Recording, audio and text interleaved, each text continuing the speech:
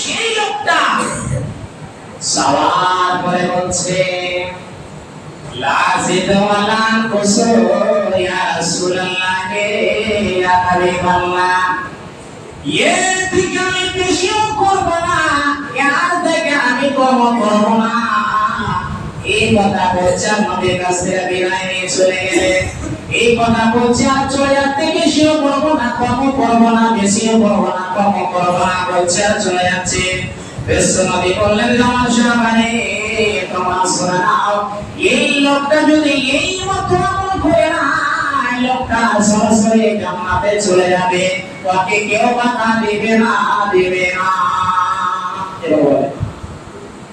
আমরা ঠিকভাবে সমাধানে করছি তো, ঠিকভাবে জাকাত প্রদান করছি তো, ঠিকভাবে রোজা রাখছি তো? না, ওটাই আমাদের ঠিক হচ্ছে না। সব সময় ব্যস্ততা থেকে যায়, সমাজে কাজ হলো নিজে ব্যস্ততা, অনেক কাম আছে, সব আদায় করতে পারবো না। জাকাতের যখন মাল অনেক হয়ে গেল, তো জাকাত লেগে যাবে, ব্যস্ততা যায়, দাম কি আমি বিক্রি করে আমার ছেলে মেয়ে খাবে, আমি ধনী হবো। যখন আপনার রমজানের মাস চলে এলো, আমার গ্যাস, প্রচন্ড গ্যাস, অনেক রোগের বিমার আমার চালু হয়ে যাচ্ছে, তবে কি ভাবতে চেয়েছেন, কি বলতে চেয়েছেন, কাকে আপনি ব্যস্ততা দেখা যান, কাকে আপনি গ্যাস দেখাতে যান, কাকে আপনি এই দেখাতে যান যে আমার মালটা বেশি চলে যাচ্ছে, আপনি নিজে ক্ষতিগ্রস্ত করতে পারছেন। বিশ্বনবী বলেন সালাত কেমন একটা ইবাদত রে আল্লাহ, সালাত যদি তুমি আদায় করো, সালাত যদি আদায় করো, যতগুলি তোমার ইবাদত আছে সমস্ত ইবাদত তোমাকে থাকবে।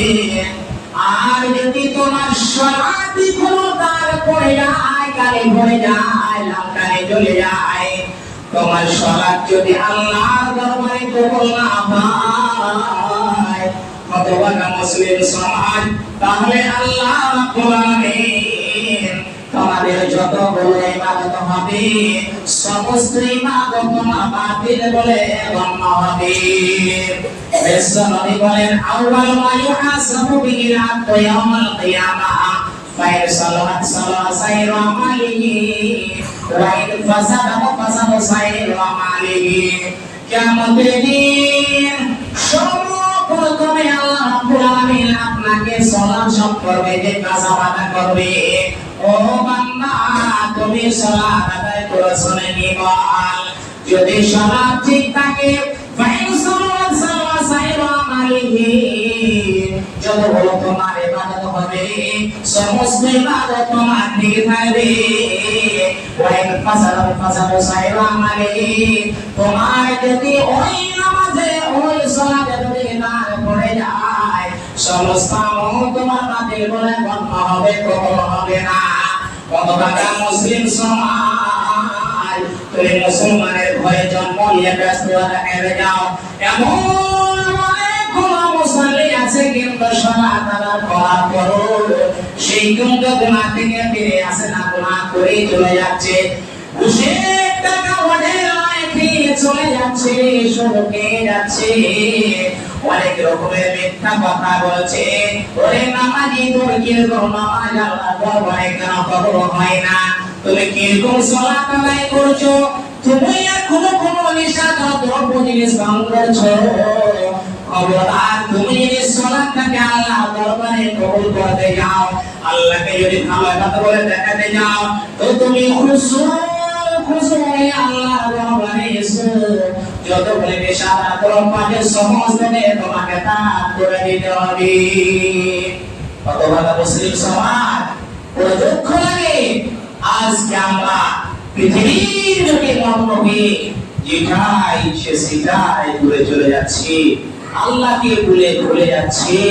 যখন কষ্টতে পড়ছি তখন আল্লাহকে ডাকছি, তখন কষ্ট হয়, যখন কষ্ট বের হয়ে গেল, বেদনা বের হয়ে গেল, তখন আমরা কি বলছি?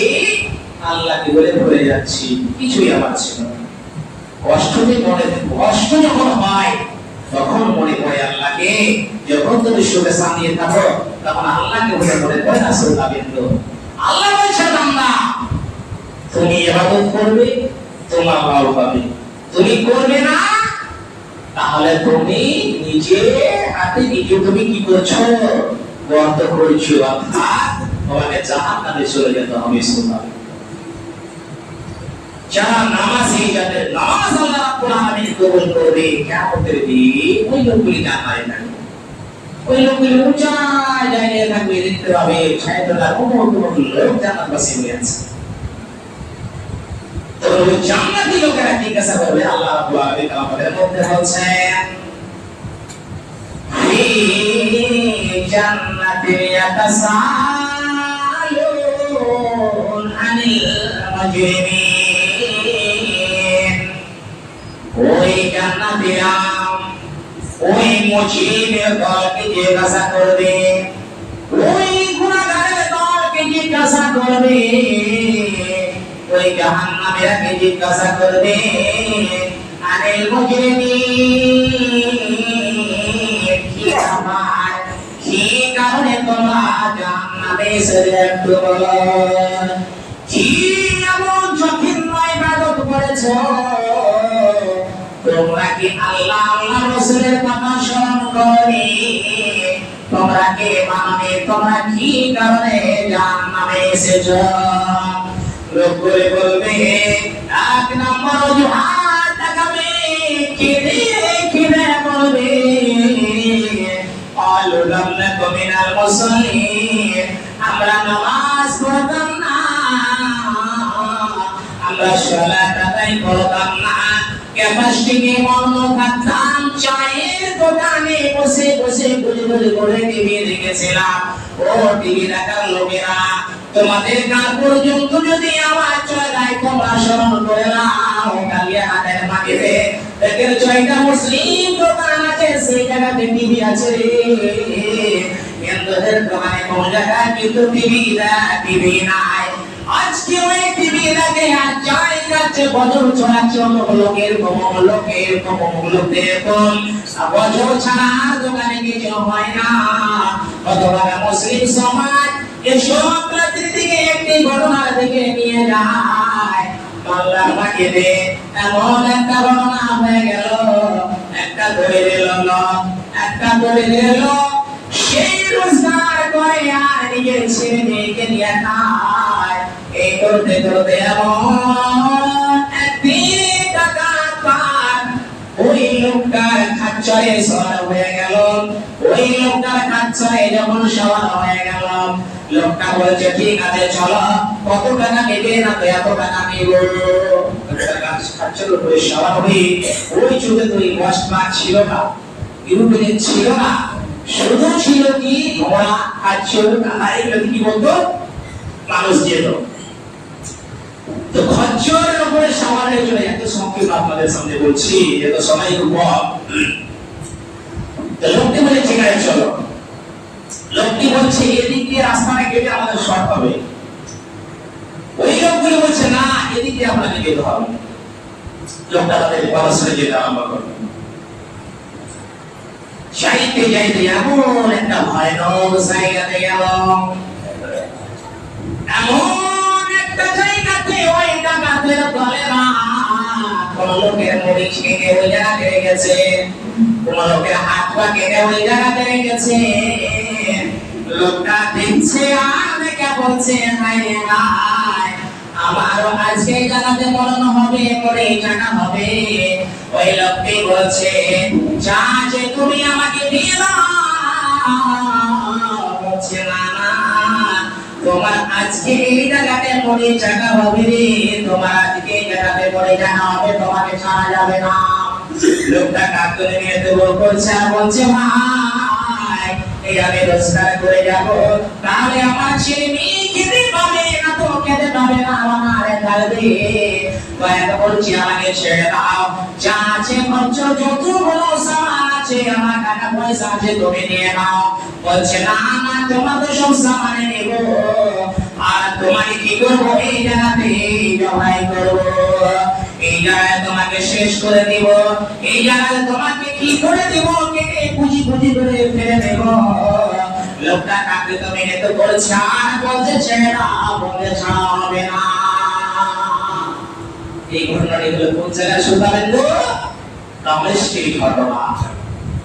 ওই লোকটি বারবার করে বলে ছাড়ে না। লোকটি বলছে ঠিক আছে ভাই, আমাকে তো শেষ করে দেবে, কিন্তু তোমার কাছে আমি 2-3 মিনিট সময় চাই।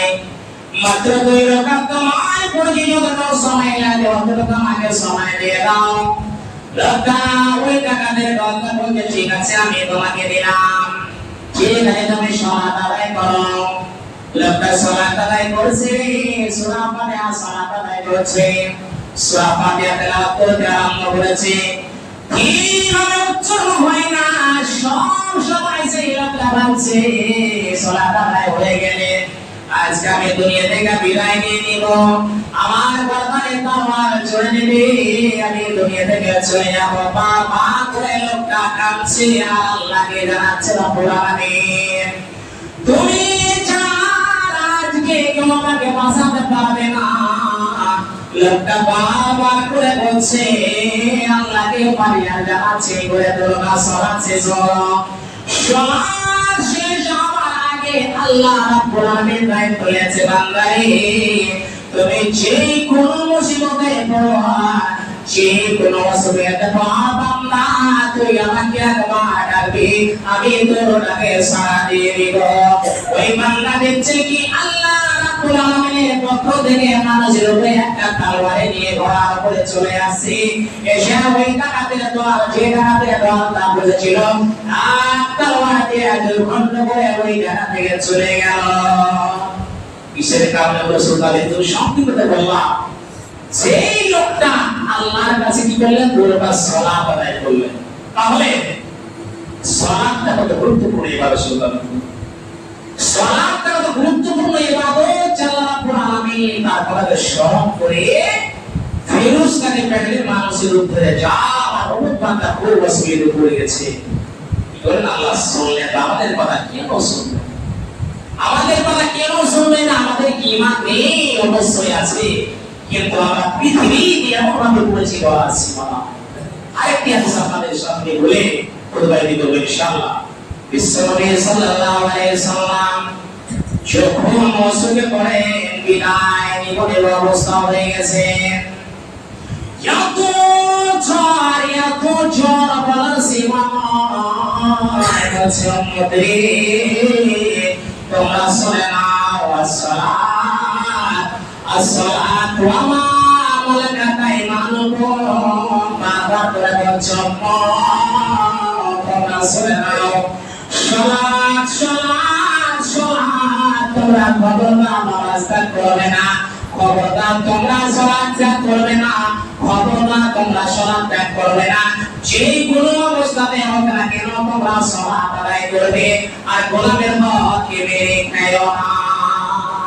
কি প্রয়োজন ছিল সালাতের, কি প্রয়োজন ছিল রব্বুল নবী সাল্লাল্লাহু আলাইহি সাল্লামের বলা?